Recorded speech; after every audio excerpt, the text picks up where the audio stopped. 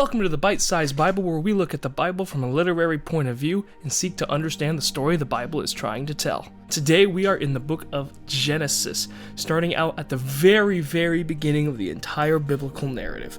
Originally in Hebrew, Genesis is called Bereshit, as it's the first word that appears in the Hebrew.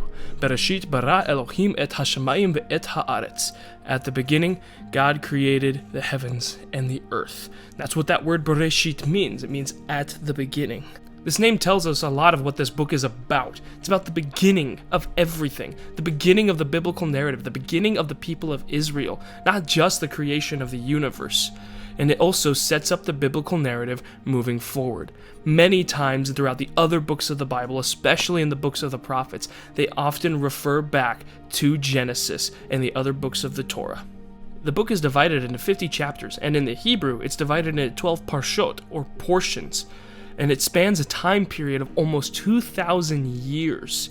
It covers things like the creation of the universe, the flood of Noah, the lives of the patriarchs Abraham, Isaac, and Jacob, the story of Joseph, and many more. There are many themes and narrative story points throughout the book of Genesis, such as the sons carrying on the works of their fathers and the ideas of the younger sibling ruling over the older. But the one I want to focus on for this series of videos is this. God creates order from chaos. And when humans learn to listen to the voice of God and obey his call, they become co-creators with him in bringing order from chaos. The Kabbalists called this Tikkun Olam, or repairing the world.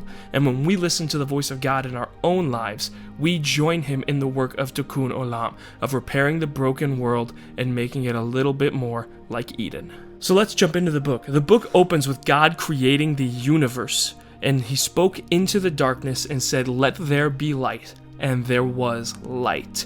The earth was without form and void, and darkness was over the face of the deep, and the Spirit of God was hovering over the face of the waters. He created everything that we see in this universe: the moon, the stars, the other planets, plants, animals, separated the land masses from each other, and eventually he made man.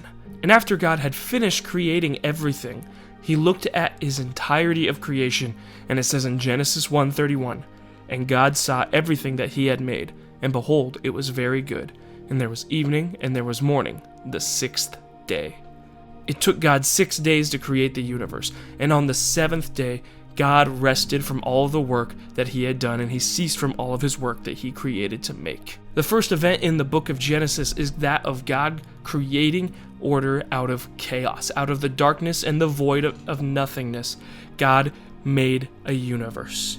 He created order out of the chaos that was there.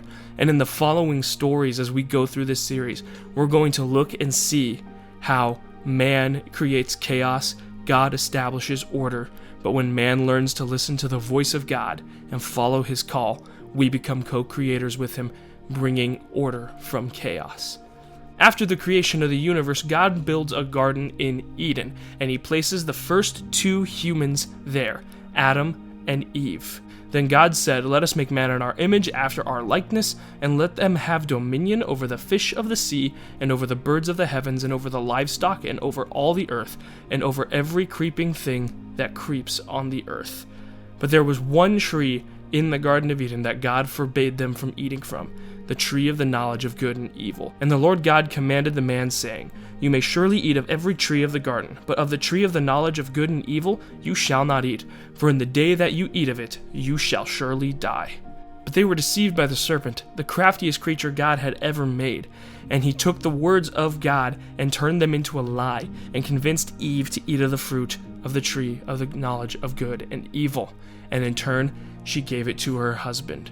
And thus humanity fell for that sin, and the order that God had created was starting to be corrupted by chaos. God exiles Adam and Eve from the Garden of Eden, and they live amongst the rest of the world. And they have two sons, Cain and Abel. And one day the two brothers decide to bring an offering to God. Abel brings from the best of his flock, but Cain does not bring the best fruits that he can offer. So God is more pleased with Abel's offering. Cain is jealous over this, and he kills his brother Abel in cold blood. God comes down and says that he can hear the blood of Abel crying out from the rocks. So he puts a curse on Cain, and he's forced to live out the rest of his life as a cursed man. After the death of Abel and the exile of Cain, Adam and Eve give birth to a third son named Seth, and many generations are born from him.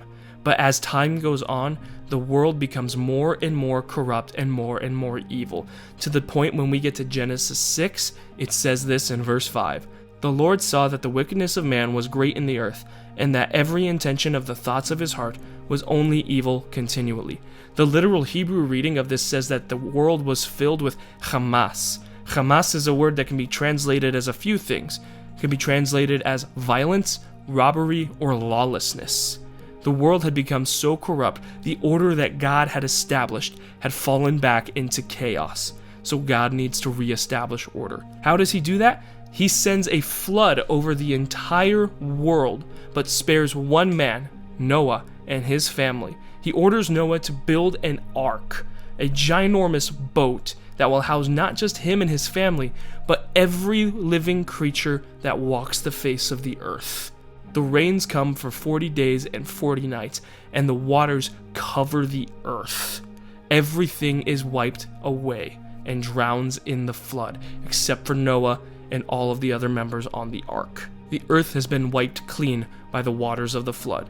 Eventually, the waters subside and the ark lands on the mountains of Ararat, and Noah sends out a raven. And he also sends out a dove to search for land. The first time, the dove returns with nothing. The second time, the dove returns with an olive branch in its beak. And the third time, the dove does not return back to the ark, and they knew it was safe to step out.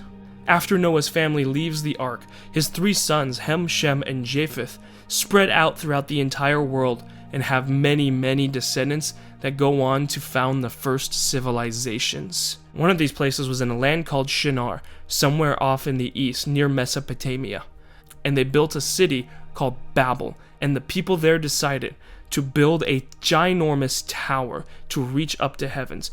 Then they said, "Come, let us build ourselves a city and tower with its top in the heavens, and let us make a name for ourselves, lest we be dispersed over the face of the whole earth." They were doing this in their own strength and power, and without the authority and approval of God, so he had to come down and restore order to the chaos humanity was causing. And the way he did this was by destroying the tower they set out to build, and changing all of their languages, for they all spoke the same language before this. And God reestablished order from the chaos.